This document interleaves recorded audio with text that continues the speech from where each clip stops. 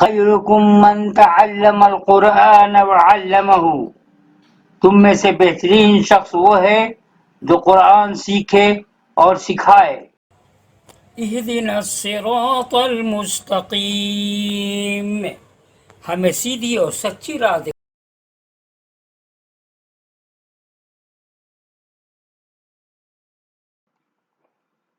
السلام علیکم ورحمۃ اللہ وبرکاتہ۔ دوستو، میں امید کرتا ہوں آپ حضرات خیریت سے ہوں گے۔ آئیے آج میں آپ لوگوں کے سامنے سورہ المائدہ آیت نمبر 78 سے لے کر کے مجھے لگتا ہے کہ 86-85 تک ہوا ہے۔ اللہ کا شکر ہے کہ آج چھٹا پارہ ختم ہو رہا ہے اور ساتواں بھی شروع ہو جائے گا انشاءاللہ تعالی، اس لیے کہ ایک ترتیب کے ساتھ ہے۔ تو آئیے شروع کرتا ہوں۔ اعوذ باللہ من الشیطان الرجیم، بسم اللہ الرحمن الرحیم۔ لعن الذین کفروا من بنی اسرائیل علی لسان داود وعیسی ابن مریم ذالک بما عصوا وکانوا یعتدون كانوا لا يتناهون عن منكر فعلوه لبئس ما كانوا يفعلون ترى كثيرا منهم يتولون الذين كفروا لبئس ما قدمت لهم أنفسهم أن سخط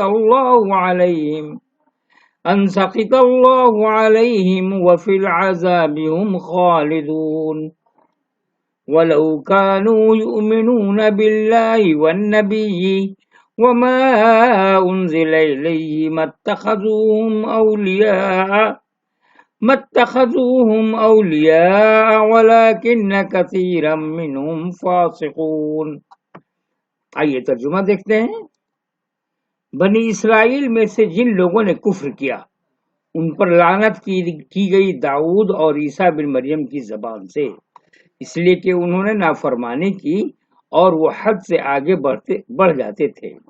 وہ ایک دوسرے کو منع نہیں کرتے تھے برائی سے جو وہ کرتے تھے۔ نہایت برا کام تھا جو وہ کر رہے تھے۔ تم ان میں سے بہت آدمی دیکھو گے کہ کفر کرنے والوں سے دوستی رکھتے ہیں۔ کیسی بری چیز ہے جو انہوں نے اپنے لیے آگے بھیجی ہے کہ خدا کا غضب ہوا ان پر اور وہ ہمیشہ عذاب میں پڑے رہیں گے۔ اگر وہ ایمان رکھنے والے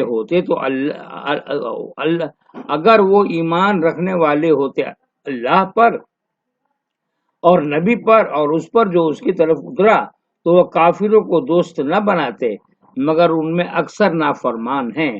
آئیے تفسیر دیکھتے ہیں۔ ایمان آدمی کو ظلم اور برائی کے بارے میں حساس بنا دیتا ہے۔ وہ کسی کو ظلم اور برائی کرتے دیکھتا ہے تو تڑپ اٹھتا ہے اور چاہتا ہے کہ فوراً اسے روک دے۔ برے لوگوں سے اس کا تعلق جدائی کا ہوتا ہے نہ کہ دوستی کا، مگر جب ایمانی جذبہ کمزور پڑ جائے تو آدمی صرف اپنی ذات کے بارے میں حساس ہو کر رہ جاتا ہے۔ اب اس کو صرف وہ برائی معلوم ہوتی ہے جس کی زد اس کے اپنے اوپر پڑے۔ جس برائی کا رخ دوسروں کی طرف ہو اس کے بارے میں وہ غیر جانبدار ہو جاتا ہے۔ بنی اسرائیل جو اس زوال کا شکار ہوئے، اس کا مطلب یہ نہ تھا کہ انہوں نے اپنی زبان سے اچھی بات بولنا چھوڑ دیا تھا۔ ان کے خواص اب بھی خوبصورت تقریریں کرتے تھے، مگر اس معاملے میں وہ اتنے سنجیدہ نہ تھے کہ جب کسی کو ظلم اور برائی کرتے دیکھیں تو وہاں کود پڑیں اور اس کو روکنے کی کوشش کریں۔ حضرت داؤد علیہ السلام اپنے زمانے کے یہود کے بارے میں فرماتے ہیں کہ ان میں کوئی نیکوکار نہیں، ایک بھی نہیں۔ یہ 14 کچھ آگے متا ہے، مگر اسی کے ساتھ آپ کے کلام سے اس کی تصدیق ہوتی ہے کہ یہود اپنے ہمسایوں سے صلح کی باتیں کرتے تھے جبکہ ان کے دلوں میں بدی ہوتی تھی۔ وہ خدا کے آئین کو بیان کرتے اور خدا کے عہد کو زبان پر لاتے۔ حضرت مسیح اپنے زمانے کے یہودیوں کے بارے میں فرماتے ہیں، اے ریاکار فقیہو، یہاں سے بہت امپورٹنٹ بات، اے ریاکار فقیہو، تم پر افسوس، تم بیواؤں کے گھروں کو دبا بیٹھے ہو اور دکھاوے کے لیے نماز کو طول دیتے ہو۔ تم پودینہ اور سونف اور زینہ پر تو دہیکی دیتے ہو۔ یہ دیکھیے بہت غور کیا میں، یہ کیا چیز ہے؟ تو اور بھی تو وہ تو 10% کی بات کر رہے ہیں، سونف اور زیرہ پر 10% دیتے ہو، بہبکی دیتے ہو یا پتہ نہیں کیا لکھا ہو، مجھے نہیں پتا، سمجھ میں بات نہیں آ رہی وہ ہے کیا، زیرہ پر تو دہبکی دیتے ہو، باہر کا بھی 10% ہے۔ تم نے شریعت کی زیادہ بھاری باتوں یعنی انصاف، رحم اور ایمان کو چھوڑ دیا ہے۔ اے اندھے راہ بتانے والو، مچھر کو چھانتے ہو اور اونٹ کو نگل جاتے ہو، چھانٹتے ہونا چاہیے، چھانتے ہو اور اونٹ کو نگل جاتے ہو۔ اے ریاکار فقیو، تم ظاہر میں تو لوگوں کو راست باز دکھائی دیتے ہو مگر باطن میں ریاکاری اور بے دینی سے بھرے ہوئے ہو۔ یہ متا یہ توریت کیا یا زبور کا کچھ ہے، یہ آیت ہے، اسی میں اتنا صفحات ہے، اوکے، یہ نمبر ہے، آیت نمبر۔ یہود خدا کا آئین بیان کرتے تھے، وہ لمبی نمازیں پڑھتے اور فصلوں میں 10واں حصہ نکالتے، مگر ان کی باتیں صرف کہنے کے لیے ہوتی تھیں۔ وہ بے ضرر احکام پر نمائشی اہتمام کے ساتھ عمل کرتے، مگر جب صاحب معاملہ سے انصاف کرنے کا سوال ہوتا، جب ایک کمزور پر رحم کا تقاضا ہوتا، جب اپنے نفس کو کچل کر اللہ کے حکم کو ماننے کی ضرورت ہوتی تو وہ پھسل جاتے، حتیٰ کہ اگر کوئی خدا کا بندہ ان کی غلطیوں کو بتاتا تو وہ اس کے دشمن ہو جاتے۔ یہی چیز تھی جس نے ان کو لعنت اور غضب کا مستحق بنا دیا۔ آئیے قرآن کی تلاوت کرتے ہیں، یہاں تک 6واں پارہ ختم اور یہاں سے 7واں شروع ہے، ایک ساتھ ہے، اس وجہ سے میں الگ نہیں کر سکتا۔ لَتَجِدَنَّ أَشَدَّ النَّاسِ عَدَاوَةً لِلَّذِينَ آمَنُوا الْيَهُودَ وَالَّذِينَ أَشْرَكُوا وَلَتَجِدَنَّ أَقْرَبَهُم مَّوَدَّةً لِلَّذِينَ آمَنُوا الَّذِينَ قَالُوا إِنَّا نَصَارَىٰ ذَلِكَ بِأَنَّ مِنْهُمْ قِسِّيسِينَ وَرُهْبَانًا وَأَنَّهُمْ لَا يَسْتَكْبِرُونَ وَإِذَا سَمِعُوا مَا أُنزِلَ إِلَى الرَّسُولِ تَرَىٰ أَعْيُنَهُمْ تَفِيضُ مِنَ الدَّمْعِ مِمَّا عَرَفُوا مِنَ الْحَقِّ يَقُولُونَ رَبَّنَا آمَنَّا فَاكْتُبْنَا مَعَ الشَّاهِدِينَ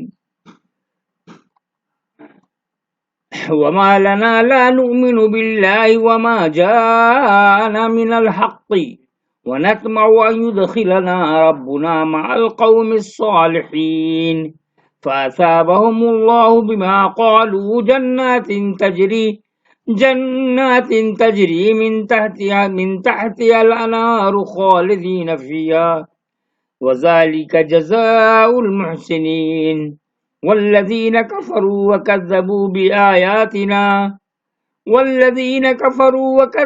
بِآيَاتِنَا أُولَئِكَ أَصْحَابُ الْجَحِيمِ۔ آئیے ترجمہ دیکھتے ہیں۔ اے ایمان والوں کے ساتھ دشمنی میں تم سب سے بڑھ کر یہود اور مشرکین کو پاؤ گے۔ کیا بات ہے، ایمان والوں کے ساتھ دشمنی میں تم سب سے بڑھ کر یہود اور مشرکین کو پاؤ گے، اور ایمان والوں کے ساتھ دوستی میں تم سب سے زیادہ ان لوگوں کے پاؤ گے جو اپنے کو نصارہ کہتے ہیں، یہ اس لیے کہ ان میں عالم اور راہب ہیں، اور اس لیے کہ وہ تکبر نہیں کرتے، اور جب وہ اس کلام کو سنتے ہیں جو رسول پر اتارا گیا تو تم دیکھو گے کہ ان کی آنکھوں سے آنسو جاری ہیں، اس سبب سے کہ انہوں نے حق کو پہچان لیا۔ وہ پکار اٹھتے ہیں کہ اے ہمارے رب، ہم ایمان لائے، پس تم ہم کو گواہی دینے والوں میں لکھ لے، اور ہم کیوں نہ ایمان لائے اللہ پر اور اس حق پر جو ہمیں پہنچا ہے، جبکہ ہم یہ آرزو رکھتے ہیں کہ ہمارا رب ہم کو صالح لوگوں کے ساتھ شامل کر لے۔ پس اللہ ان کو اس قول کے بدلے میں ایسا باغ دے گا جن کے نیچے نہریں بہتی ہوں گی، اور وہ ان میں ہمیشہ رہیں گے، اور یہی بدلہ ہے نیک عمل کرنے والوں کا۔ اور جنہوں نے انکار کیا اور ہماری نشانیوں کو جھٹلایا تو وہی لوگ دوزخ والے ہیں۔ آئیے تفسیر دیکھتے ہیں۔ اس آیت میں جنت کو قول کا بدلہ قرار دیا گیا ہے، مگر وہ قول کیا تھا جس نے اس کے قائلین کو ابدی جنت کا مستحق بنا دیا؟ وہ قول ان کی پوری ہستی کا نمائندہ تھا، وہ ان کی شخصیت کا پھٹن کی آواز تھا، مطلب شخصیت کی آواز حق بات کو انہوں نے پہچان لیا۔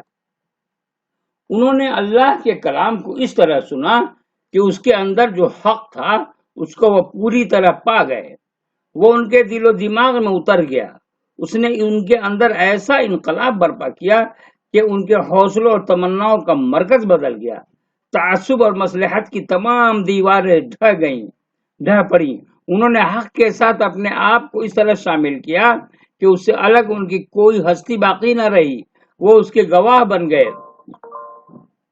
اور گواہ بننا ایک حقیقت کا انسان کی صورت میں مجسم ہونا ہے۔ قرآن اب ان کے لیے محض کتاب نہ رہا بلکہ مالک کائنات کی زندہ نشانی بن گیا۔ یہ ربانی تجربہ جو ان پر گزرا بظاہر اس کا اظہار اگرچہ لفظوں کی صورت میں ہوا تھا، مگر ان کے یہ الفاظ نہ تھے بلکہ وہ ایک زلزلہ تھا جس نے ان کے پورے وجود کو ہلا کر رکھ دیا، حتیٰ کہ ان کی آنکھیں آنسوؤں سے بہہ پڑی۔ قول اپنی حقیقت کے اعتبار سے کسی قسم کی لسانی تلفظ کا نام نہیں، وہ آدمی کے عمل کو معنویت کا روپ دینے کی اعلیٰ ترین صورت ہے جس کا اختیار معلوم کائنات میں صرف انسان کو حاصل ہے۔ ایک حقیقی قول سب سے زیادہ لطیف اور سب سے زیادہ بامانہ واقعہ ہے۔ قول آدمی کی ہستی کا سب سے بڑا اظہار ہے۔ قول ناطق عمل ہے۔ اس لیے جب کوئی شخص قول کی سطح پر اپنی ابدیت کا ثبوت دے تو وہ جنت کا یقینی استحقاق حاصل کر لیتا ہے۔ حق کو نہ ماننے کی سب سے بڑی وجہ ہمیشہ کبر ہوتا ہے۔ کبر مانے تکبر، فخر۔ جن کے دلوں میں کبر چھپا ہوا ہو وہ حق کی دعوت کے مقابلے میں سب سے زیادہ سخت رد عمل کا اظہار کرتے ہیں، اور جن لوگوں کے اندر کبر نہ ہو، خواہ وہ دوسری کسی گمراہی میں مبتلا ہو، وہ حق کی مخالفت میں کبھی اتنا آگے نہیں جا سکتے کہ ان کے جانی دشمن بن جائیں اور کسی حال میں اس کو قبول نہ کریں۔ یا ایھا الذین آمنوا لا تحرموا طیبات ما احل اللہ لکم ولا تعدوا ان اللہ لا يحب المعتدین وَكُلُوا مِمَّا رَزَقَكُمُ اللَّهُ حَلَالًا طَيِّبًا وَاتَّقُوا اللَّهَ الَّذِي أَنْتُمْ بِهِ مُؤْمِنُونَ لَا يُؤَاخِذُكُمُ اللَّهُ بِاللَّغْوِ فِي أَيْمَانِكُمْ وَلَكِنْ يُؤَاخِذُكُم بِمَا عَقَّدتُّمُ الْأَيْمَانَ فَكَفَّارَتُهُ إِطْعَامُ 10 مساكين من أوسط ما تطعمون أهليكم أو كسوتهم أو تحرير رقبة فمن لم يجد فصيام 3 أيام ذلك كفارة أيمانكم إذا حلفتم واحفظوا أيمانكم كذلك يبين الله لكم آياته لعلكم تشكرون۔ اب آئیے ترجمہ دیکھتے ہیں۔ اے ایمان والو، ان ستھری چیزوں کو حرام نہ ٹھہراؤ جو اللہ نے تمہارے لیے حلال کی ہیں، اور حد سے نہ بڑھو۔ اللہ حد سے بڑھنے والوں کو پسند نہیں کرتا، اور اللہ نے تم کو جو حلال چیزیں دی ہیں ان میں سے کھاؤ، اور اللہ سے ڈرو جس پر تم ایمان لائے ہو۔ اللہ تم سے تمہاری بے معنی قسموں پر گرفت نہیں کرتا، مگر جن قسموں کو تم نے قسموں کو مضبوط باندھا ان پر وہ ضرور تمہاری گرفت کرے گا۔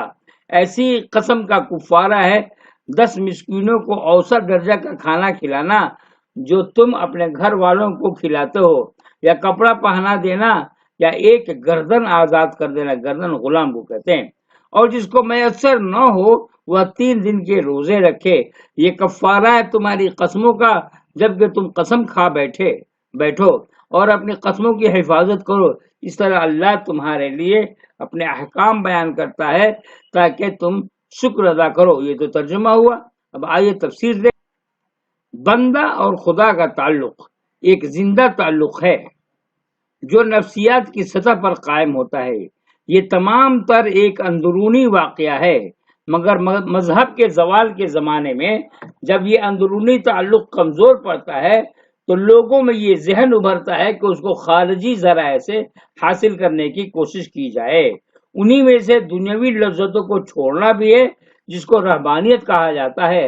رہبانیت کہتے ہیں اپنے پریوار، اپنے خاندان اور دنیا والوں کو چھوڑ کر جنگل میں جا بسنا، جبکہ اسلام میں یہ جائز نہیں ہے۔ اوکے، انہی میں سے دنیاوی لذتوں کو چھوڑنا بھی ہے جس کو رہبانیت کہا جاتا ہے۔ یہ خیال کر لیا جاتا ہے کہ مادی چیزوں سے دوری آدمی کو خدا سے قریب کرنے کا باعث بنے گی۔ صحابہ میں بعض افراد اس قسم کی رہبانی خیالات سے متاثر ہوئے۔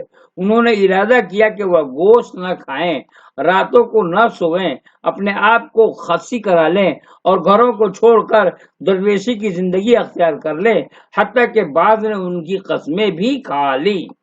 اس پر انہیں منع کیا گیا اور کہا گیا کہ حلال کو حرام کرنے سے کوئی شخص خدا کی قربت حاصل نہیں کر سکتا۔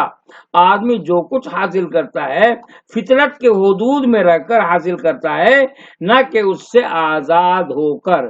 دیکھیں یہاں سے یہاں تک بہت امپورٹنٹ باتیں ہیں کہ اللہ تعالیٰ نے جو نیچر دیا ہے، فطرت جی دی ہے، کھانا پینا، شادی کرنا، بچوں کی خدمت کرنا، اگر شادی کر لی ہے تو بیوی کا حق ادا کرنا، یہ سب اسلام میں داخل ہے۔ اب اس میں کوئی شخص ایسا ہے جو شادی نہیں کرتا اور عجیب طرح کی زندگی گزارنے لگتا ہے، تو یہ سب اسلام میں ناجائز ہے۔ دوستو آئیے آگے دیکھتے ہیں کیا لکھا ہوا ہے۔ اسلام کے مطابق اصل رہبانیت تقوی اور شکر ہے۔ یہی رہبانیت ہے، کیا تقوی کی جو شکر کی۔ تقوی یہ ہے کہ آدمی خدا کی منع کی ہوئی چیزوں سے بچے، اس کے اندر یہ خواہش ابھرتی ہے کہ ایک حرام چیز سے لذت حاصل کرے، مگر وہ خدا سے ڈر سے رک جاتا ہے۔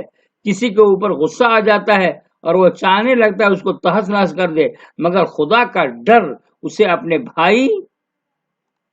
اپنے بھائی کے خلاف تخریبی کارروائی سے روک دیتا ہے۔ اس کا دل کہتا ہے کہ بے قید زندگی گزارے، مگر خدا کی پکڑ کا اندیشہ اس کو مجبور کرتا ہے کہ وہ اپنے کو خدا کی مقرر کی ہوئی حدوں کا پابند بنا لے۔ یہی معاملہ شکر کا ہے اور یہی رہبانیت ہے میرے دوستو۔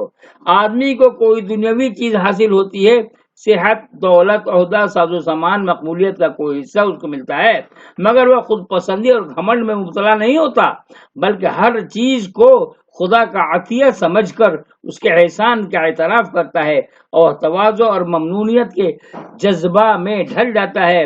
یہی وہ چیزیں ہیں جو آدمی کو خدا سے جوڑتی ہیں۔ خدا سے ڈرنے اور اس کا شکر ادا کرنے سے آدمی اس کی قربت حاصل کرتا ہے۔ مادی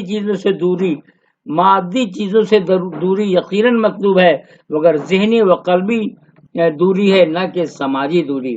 دوستو یہیں تک بات میں ختم کر رہا ہوں، اس لیے کہ یہاں سے کچھ باتیں بہت امپورٹنٹ ہیں جو کل میں آپ لوگوں کو خدمت پیش کروں گا۔ کیا انما الخمر والمیسر والانصاب والاجسام، شراب وغیرہ کے بارے میں تذکرہ ہے، جو میں انشاءاللہ کل آپ کے پاس پیش کروں گا۔ اللہ برکاتہ۔